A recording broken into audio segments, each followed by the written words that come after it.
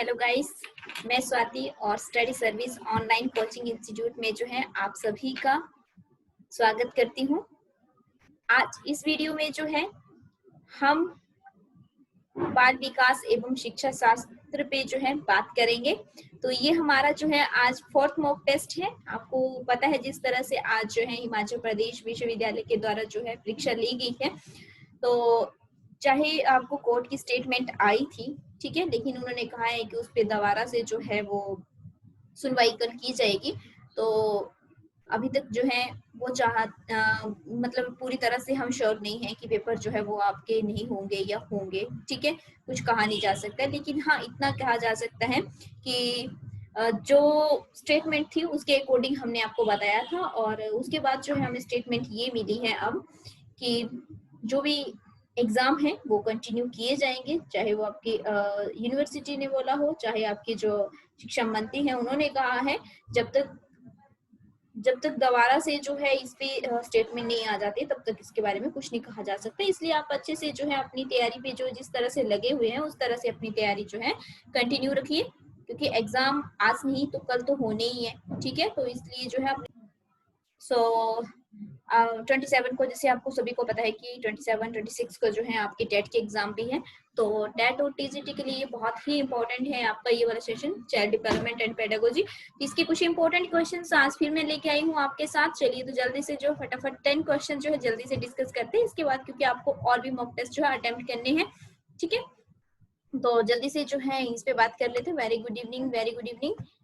Okay, यहाँ पे mock test 3 लिख दिया, लेकिन ये मॉक टेस्ट आपका 4 है ना, शायद मेरे से ही ये मिस्टेक हुई है बताने में। ओके, तो चलिए फर्स्ट क्वेश्चन देखते हैं।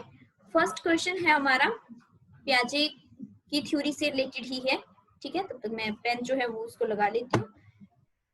और जितने भी क्वेश्चंस ये आपको करवाए जाते हैं ये सब क्वेश्चंस जो है बहुत ज्यादा इंपॉर्टेंट है, तो आप इनको बिल्कुल भी लाइटली ना लें, क्योंकि आपको जो है इन्हीं में से जो है बहुत से क्वेश्चंस देखने को मिलने वाले हैं एग्जाम में, ठीक है। चलिए फर्स्ट क्वेश्चन है, पियाजे अनुमान करते हैं कि पूर्व सक्रियात्मक बच्चे याद रखने में असमर्थ होते हैं, ठीक है, स्टेज बता रखी है उन्होंने। निम्नलिखित कारकों में से किसको उन्होंने इस असमर्थता के लिए जिम्मेवार ठहराया है। ऑप्शन नंबर 1 है परिकल्पित निगनात्मक की योग्यता, सेकंड है व्यक्तिगत कल्पित कथन, फिर है विचार की अनुक्रमणीयता पलट ना सके, ठीक है, जिसको कहते हैं। फोर्थ है उच्च स्तर की अमूर्त तार्किकता की कमी, ठीक है। कल कोशिश करेंगे कि कल से जो है आपको थोड़ा इंग्लिश मीडियम में भी जो है चाइल्ड डेवलपमेंट के क्वेश्चंस लाऊं, ठीक है। चाइल्ड डेवलपमेंट जो है वो थोड़ी हिंदी में जो है उसके जो वर्ड्स हैं वो इतने ज्यादा जो है याद नहीं रहते हैं बच्चों को, और जो इंग्लिश में जो है वो थोड़ी सी इजी रहती है समझना भी, और नॉर्मल जो हम वर्ड यूज करते हैं तो वो ज्यादातर कहीं ना कहीं हम इंग्लिश में ही करते हैं, है ना। तो यहाँ पे जो है 4 ऑप्शंस आपको दे रखे हैं, इसमें जो सही आंसर है वो थर्ड है आपका, ठीक है। थर्ड जो है वो आपका सही आंसर है। चलिए नेक्स्ट देखते हैं। नेक्स्ट क्वेश्चन फिर आपका पियाजे से रिलेटेड है।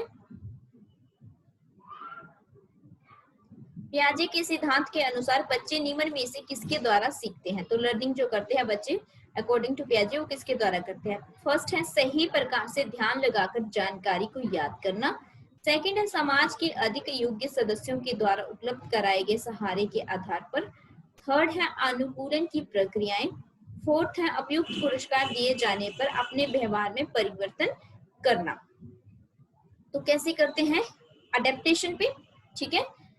अडेप्टेशन था ना उनका एक कॉन्सेप्ट, अडेप्टेशन, ठीक है, जिसको अनुकूलन की प्रक्रियाएं कहते हैं, ठीक है। चलिए तो ऑप्शन नंबर 3 जो है वो सही आंसर है।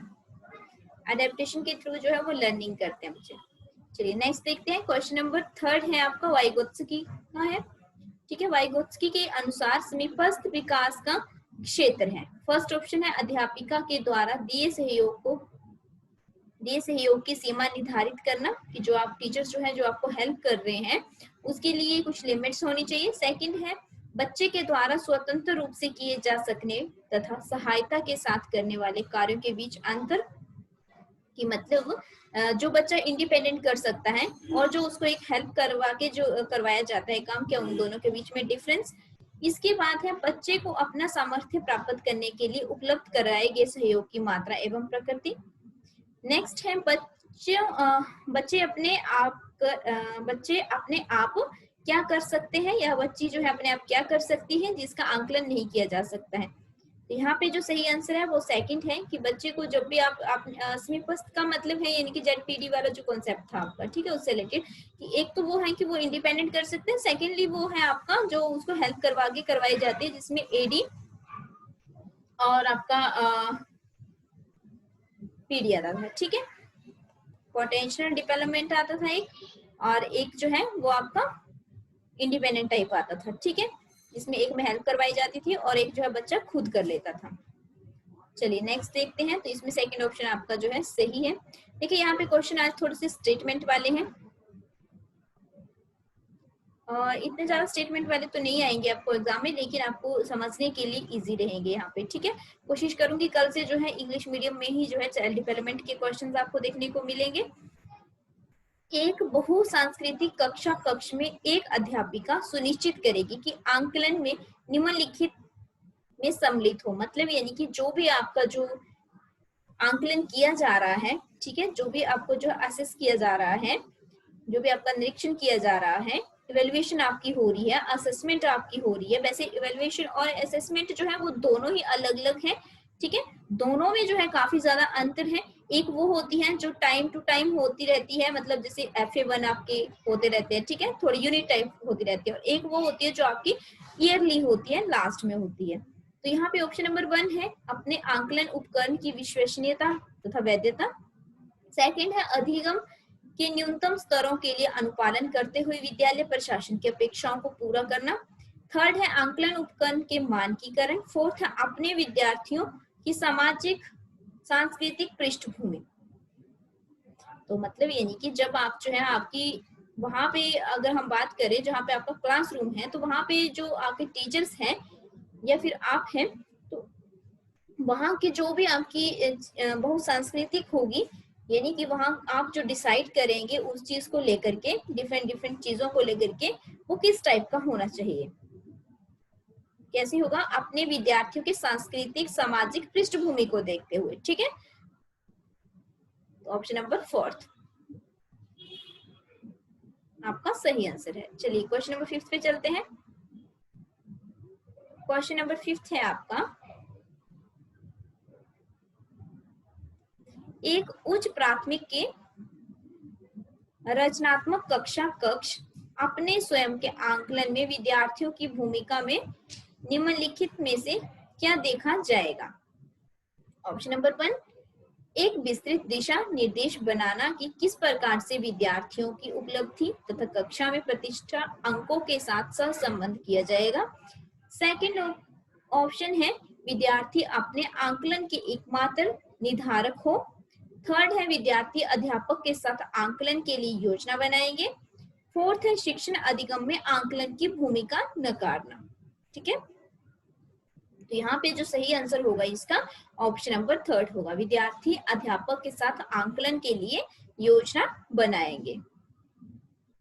नेक्स्ट है क्वेश्चन नंबर 6 है इंक्लूसिव एजुकेशन से रिलेटेड, समावेशी शिक्षा से रिलेटेड सॉरी।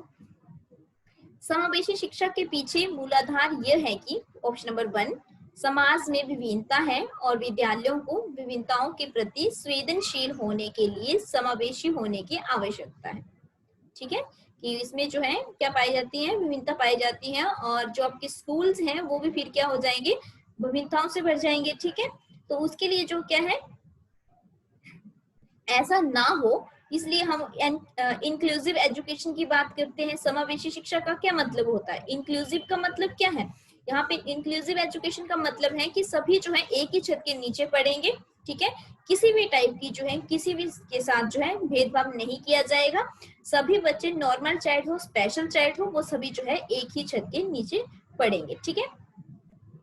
इसके बाद है हमें विशेष आवश्यकता वाले बच्चों को ऊपर करने की आवश्यकता है और सुविधाओं को उनकी पहुंच होनी चाहिए।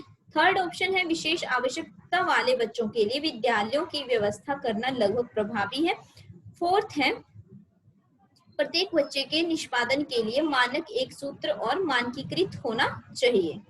तो क्या है यहाँ पे जो आपका सही आंसर जो रहेगा वो ऑप्शन नंबर 1 रहेगा। ठीक है, मतलब हमें जो है उनके प्रति जो है एकजुट होकर के जो है काम करने की जरूरत है, ना कि अलग अलग जो है उनके लिए किया जाए। चलो नेक्स्ट क्वेश्चन देखते हैं। Question number 7। क्वेश्चन थोड़े से आज स्टेटमेंट वाले हैं, लेंथी टाइप में, ठीक है, बट अच्छे क्वेश्चन है। निम्नलिखित में से कौन सा तरीका अध्यापिका के द्वारा एक सृजनात्मक बच्चे की पहचान करने के लिए सर्वाधिक उपयुक्त होगा?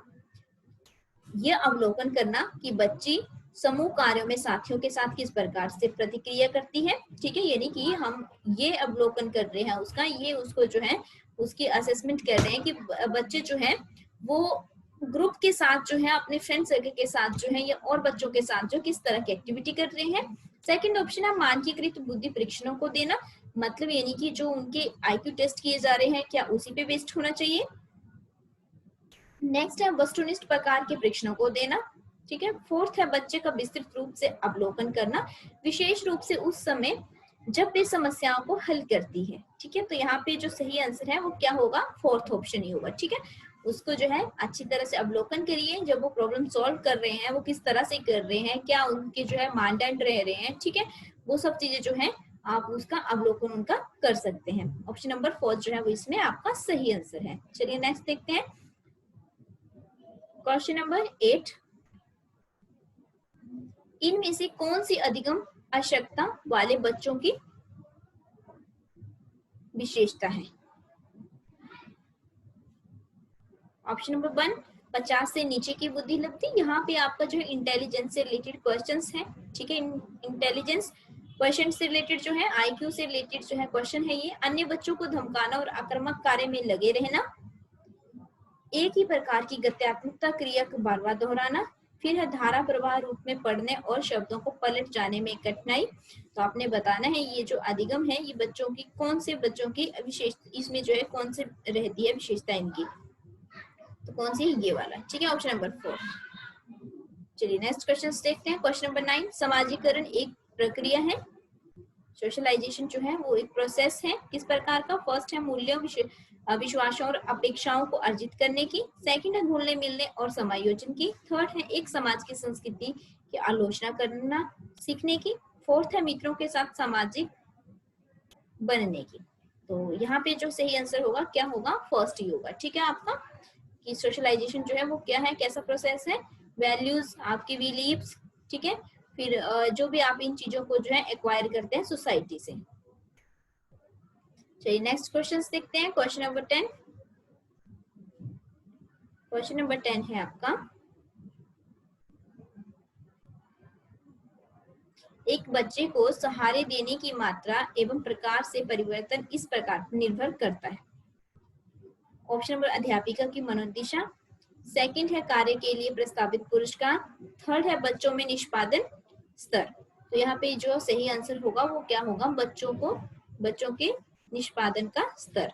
ठीक है, तो ये क्वेश्चंस थे आज के चाइल्ड डेवलपमेंट के, आपके इंपॉर्टेंट क्वेश्चन है। थोड़ा लेवल जो था वो इनका ठीक ठाक लेवल था। ठीक है, ऐसे नहीं कि बहुत इजी थे या कुछ, ठीक थे, मॉडरेट लेवल के क्वेश्चंस थे। आपको जो है पूरी तरह से अगर कॉन्सेप्ट क्लियर है तभी आप इस क्वेश्चंस को कर सकते थे, अदरवाइज विदाउट कॉन्सेप्ट क्लियर आप जो है इन क्वेश्चंस को नहीं कर पाएंगे। हाँ, थोड़ा हिंदी में प्रॉब्लम ये हो जाती है कि थोड़े वर्ड जो है वो टफ आ जाते हैं और कई बार वो वर्ड हमें याद नहीं रहते हैं। ठीक है, तो मैं तो आपको यही कहूंगी कि जब भी आप चाइल्ड डेवलपमेंट को पढ़े तो उसको इंग्लिश में पढ़े, वो इजी है। ठीक है, हिंदी में समझने की कोशिश करें, लेकिन ज्यादातर जो प्रेफर करें आप इंग्लिश की ही उसके लिए जो है बुक प्रेफर करें, ताकि आपको इजीली समझ आ सके, क्योंकि ये आपके डेली लाइफ से रिलेटेड है।